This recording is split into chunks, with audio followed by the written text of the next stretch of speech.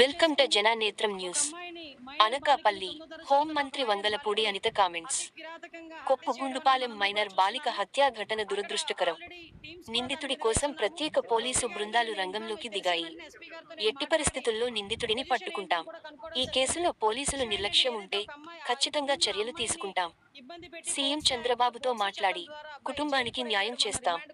చీరాల ఘటనలో కూడా నిందితుడిని 36 గంటల్లో పట్టుకున్నాం.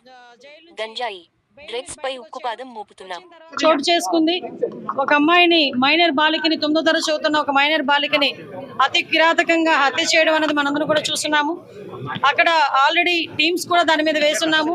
ఎస్పీ గారితో నేను ఇన్ఫర్మేషన్ తెలిసిన వెంటనే ఎస్పీ గారితో నేను మాట్లాడి పొజిషన్ ఏంటని కూడా కనుక్కోవడం జరిగింది. విషయం ఏంటంటే, ఏదైతే ఒక అమ్మాయి ఇంతకు ముందు ఆ అమ్మాయిని ఇబ్బంది పెట్టి పోక్సో చట్టం ద్వారా అబ్బాయి జైలుకి కూడా వెళ్ళాడు. మొన్న రిమాండ్ కూడా పంపించారు. మొన్న రీసెంట్ గా ఒక 15 రోజుల క్రితం అతను జైలు నుంచి బెయిల్ మీద బయటకు వచ్చాడు. వచ్చిన తర్వాత అమ్మాయిని హత్య చేయడం జరిగింది. దానికి సంబంధించి ఇంచుమించుగా 18 పేజీల వాంగ్మూలం కూడా వాంగ్మూలం ఒక లెటర్ కూడా పెట్టున్నాడు అక్కడ. అతనైతే ఇప్పుడు మనకి పరారులో ఉన్నాడు. ఎట్టి పరిస్థితుల్లోని కూడా పోలీస్ డిపార్ట్మెంట్ అంతా కూడా సుమారుగా 8-9 బృందాలు కూడా ఏర్పాటు చేయడం జరిగింది. అన్ని బృందాలు కూడా ఈ రోజు అతనికి పట్టుకోవడానికి ప్రయత్నం కాదు, ఎట్టి పరిస్థితులు పట్టుకొని తీరుతాయి. ఎందుకంటే ఎవరు చట్టం ముందు ఎవరు కూడా తప్పించుకునే పరిస్థితికి లేదు. డెఫినెట్ గా ఎవడైతే హత్య చేశాడో అతన్ని ఇమీడియట్ గా మేము పట్టుకునే ప్రయత్నం కాదు, పట్టుకొని తీరుతాం. డిపార్ట్మెంట్ వాళ్ళకి కూడా చాలా క్లియర్ ఇన్స్ట్రక్షన్స్ వెళ్ళి చంద్రబాబు నాయుడు గారు, లోకేష్ బాబు గారు, పవన్ కళ్యాణ్ గారు కూడా దీని మీద ఆరా తీయడం జరిగింది, నాతో మాట్లాడడం జరిగింది. డెఫినెట్ గా ఎట్టి పరిస్థితుల్లోని నిందితుడు ఎవరైతే ఉన్నాడో అతి తొందరగా వీలైతే ఈ రోజు రేపట్లోనే నిందితుడిని పట్టుకుని అరెస్ట్ చేసే పరిస్థితి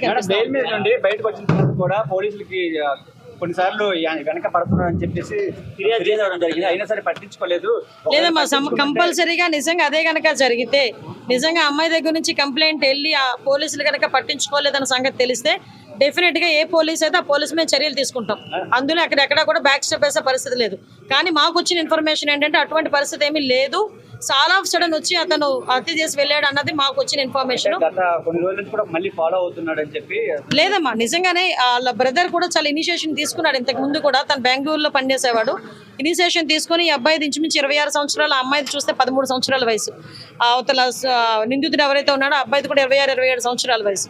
సో ఈ సిచ్యువేషన్స్ లోనే వాళ్ళ అన్నయ్యకి చాలా సేఫ్ గార్డ్ చేశాడు. కానీ దురదృష్టంతో అమ్మాయిని కాపాడుకోలేకపోయారు. కానీ ఎట్టి పరిస్థితుల్లో నిందితుని అయితే డెఫినెట్ గా పట్టుకున్నాం.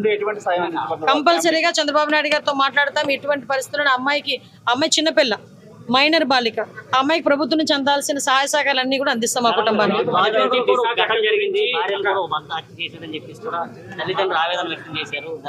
అమ్మ, విషయం ఏంటంటే మేము చాలా సందర్భాల్లో చెప్పున్నాము. చాలా సంఘటనలు జరుగుతున్న సందర్భంలో పోలీస్ డిపార్ట్మెంట్ వాళ్ళు కూడా చాలా ఫర్మ్ గా ఉన్నారు. లాస్ట్ టైం మీరు చూసారు, చీరాల సంఘటన జరిగిన తర్వాత సుమారుగా 36 గంటల నిందితులను పట్టుకొని మేము రిమాండ్ కూడా పంపించుకోవడం జరిగింది. ఎక్కడ ఏమి జరిగినా చాలా యాక్టివ్ గా పోలీస్ డిపార్ట్మెంట్ వాళ్ళు పనిచేస్తున్నారు. ఎక్కడ జరగకుండా ఉండే బాధ్యత కూడా తీసుకుంటున్నాం. వీటన్నిటికీ కూడా మూల కారణం గాంజాయి మత్తులో చాలా మంది చేస్తున్నారు, డ్రగ్స్ మత్తులో చేస్తున్నారు. కాబట్టి వాటిని పూర్తిగా ప్రక్షాళన చేయడానికి ఒక కేబినెట్ సబ్ కమిటీని కూడా ఏర్పాటు చేసుకుని మొన్ననే మేము టాస్క్ ఫోర్స్ కూడా ఏర్పాటు చేయడానికి కూడా సిద్ధంగా ఉన్నాం. ఒక టోల్ ఫ్రీ నెంబర్ అన్ని కూడా ఏర్పాటు చేస్తాం.